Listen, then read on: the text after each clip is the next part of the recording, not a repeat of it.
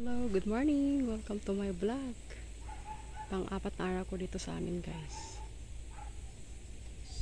Nalilinis ko na itong likod. Dito banda. At yung likod ng bintana, guys, hindi ko pa yan nalinis. Yan, dumi pa, oh. Dami pang semento na nikit kasi hindi nilinis ng nagpinising ng wall. So, yan, tubig na yan dyan sa likod, guys, is galing yan sa lababo sa loob ng bahay. Ganito sa amin dito sa kami lang yata yung lababo is nandyan sa labas kasi hindi naman kami magbutas sa ilalim para doon yung mga tubig from the lababo. Sa amin is nandyan sa likod. Yung puno na yan is sili green at saka lemon.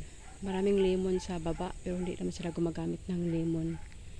Ayan, nilinis ko na ito. Ang daming basura nakuha ko dito. Isang sako, yung mga plastic, yung gaya ng mga ganyan, yung mga balat-balat ng mga ano dyan. Nalinis ko na yan. Pero, hindi pa ganong malinis. Pero at least na bawasan.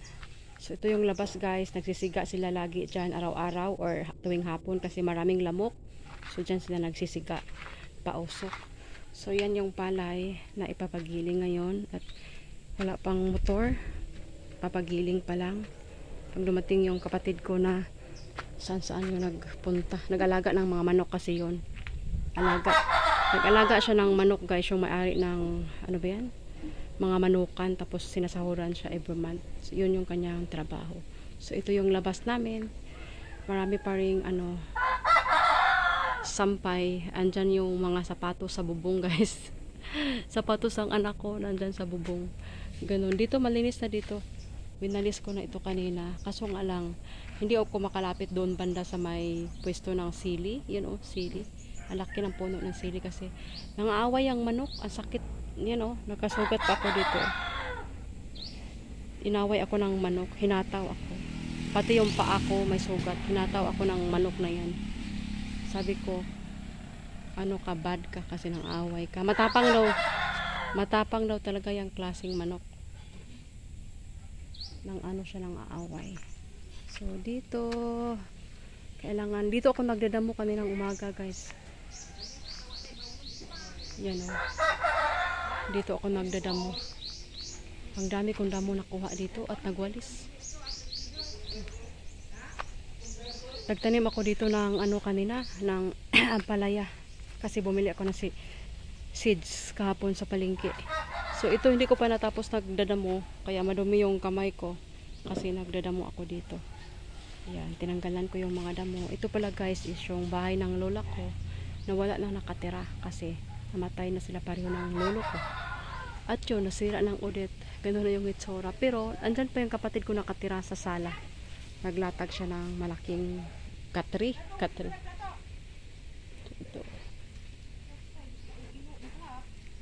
Ito yung mga dahon na nawalis ko, isang sako.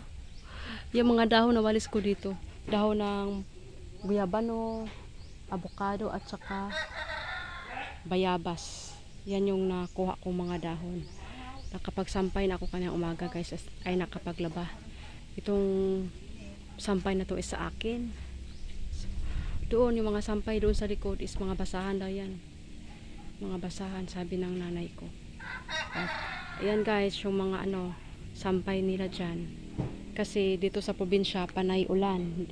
Pag naglaba ka ngayon, hindi yan swerte lang kung matuyo yan mayang hapon. Kadalasan talaga is hindi natutuyo. Kaya maraming sampay dito kung magtaka kayo. Kung doon naman sa loob isampay, hindi pwede, maraming lamok. Kaya dito talaga sa labas ng bahay isasampay namin. So pakita ko sa inyo, guys, yung aming paliguan. Ayan yung aming banyo na hindi pa tapos. Yan yung mama ko na naglalaba. Naliligo na rin. Yan ang mama ko, guys. So dyan siya naglaba. Yan. Tapos yan yung walang bubong. Yan, dyan kami nag CR. Tapos yung kabila sana niyan is banyo, yung magpaliguan. Kaso lang hindi pa tapos.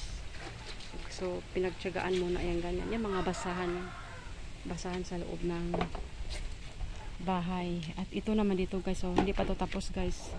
Marami pa itong, ayan, baba yung tubig galing sa pag naglalaba kami or naliligo. Ayun yung aming ano guys, so yung banyo. Diyan kami nag CR.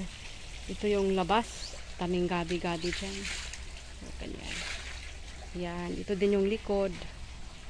Tinanggalan ko kanina ng mga ano, mga plastic-plastic, yung mga bote ng alak, bote ng soft drink, bote ng mga toyo, bote ng mga suka at ano pa dyan. Tinanggal ko na lahat yan. Hindi na ganong ano, maraming basura. 2 sako yung ano ko, pulot. Yan. Yung nanay ko nandiyan lalabas siya sa mga marumi nila. Yung nilabahan ko lang guys, akin lang na damit. Hindi ko na sinama yung kanila.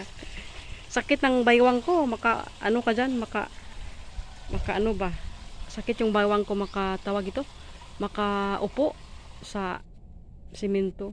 Hindi gaya sa kundo guys na nakatayo lang ako kasi lababo, kaya hindi sumakit yung balakang ko. Dito sumakit yung balakang ko. O, ayan, malinis na ang aming kuan. Ito yung ano guys, dati Carabao grass ito. Ang dami, ang kapal ng Carabao grass. Gi-sprayhan siya ng ano, ng pampatay ng damo, kaya ganyan na siya, kalbo. Kaya balak ko mamayang hapon is taniman ko ng Bermuda. Yung Bermuda, hindi yung Carabao grass. Kasi ang bilis nun lumago. Dati naman ito ay Bermuda, noong buhay pa ang lola ko, Bermuda to lahat. Kaso nga lang, pagkatagalan na hindi naalagaan, ano, inaagaw ng Carabao grass. Tumubo na rin unti-unti yung mga ano, Carabao grass kahit ini-spray siya. Kaya yung mga manok nila is kaunti na lang natira dahil nalalason sa spray ng mga damo. Kaya ang manok nila walang sisiw, puro yung natira mga inahin, yung galing sa ano ba? Pugad yata. Yung nangitlog. Yan, yun na lang natira. At saka yung isang ano, sunoy or rooster na nang-aaway. Ayan yung avocado guys, oh. Tanim daw ng anak ko yan. Pati yung guyabano. Pero yung guyabano naman ngayon walang bunga. Karaan daw nung hindi pa ako dumating, ang dami daw bunga. Pero ngayon dumating ako, walang kabunga-bunga. Ayan, nagpahinga lang ako guys kasi kakain. Tapos tapusin ko din yung ano, ginagawa ko dyan. Nakapagtanim na ako dyan ng ampalaya. Para makita ko yung pagsibol nila at ano, lagyan ko ng koral para hindi kakainin ng manok or kakaon. Yun. Ganito yung ano guys, buhay namin sa probinsya. Yung palayan pala guys is malayo dito, as in malayo. Kailangan mo pang maglakad talaga ng malayo para makarating kami sa aming palayan. Wala dito yung palayan namin. Malayong malayo pa dito. Punta ako dito banda sa ano, lola ko na bahay. Yung luti na to guys, mula kalsada hanggang dulo, doon sa dulo is sa mama ko. Kasi inano na lang yan nila, pinag-party-party na sa 5 magkapatid. So yung mama ko andito ang nakaangkon. Ayan yung mga sampay ng nanay ko. Aga-aga na naglaba. Damit siya ng kapatid ko na bunso. Kasi pag hindi daw niya labahan yung mga damit ng bunso namin is wala nang susuotin kasi busy sa ano, trabaho niya. Ahintiin siya ng lupa guys at saka nag-alaga ng mga manok. May amo siya. Kung wala siyang mabintang lupa, so wala. Ganun lang yung ano, buhay dito sa probinsya. At saka nagsasaka din. So yun guys, yung aming buhay, ano, the reality life dito sa province, here in the countryside. So ganito yung buhay namin. Tahimik, wala kang makausap kung walang pupunta dito. Kung hindi ka kapit bahay, hindi mo makausap kasi yung mga tao is busy talaga. Hindi gaya ba sa ibang lugar na mag-umpok-umpok. Siguro mayroong nag-umpok-umpok, pero dito sa amin na lugar is abanda is wala kasi busy sila sa kanilang buhay. Kaya ganito lang yung buhay dito sa amin.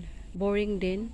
Kaya kailangan dibangin mo yung sarili sa pagtanim-tanim, sa ano ba yan? Paglilinis ng bakuran para hindi ka ma-bored dito. Kasi kung nasa loob ka lang ng bahay guys is ang init naman.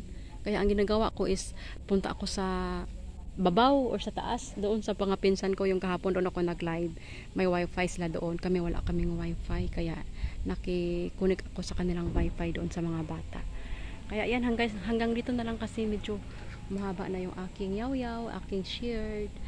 Ayan, yung niyog pala guys is nagtaka ako. Nasa taas pa siya pero sumibol na. Yung it's ready to ano na ba? It's ready to plant. May tumubo na sa kanya. Maliliit siya na ano, oh, niyog. Malaki pa yung ulo ko. Sabi naman ng nanay ko noong tinanim daw yan ay yung tinanim na is malaki naman daw. Tapos dito daw hindi ata maganda yung lupa. Kaya maliit yung kinalabasan. So yun guys, maraming salamat. Hanggang dito na lang yung aking upload. Thank you for watching. Please like and subscribe to my channel. Bye!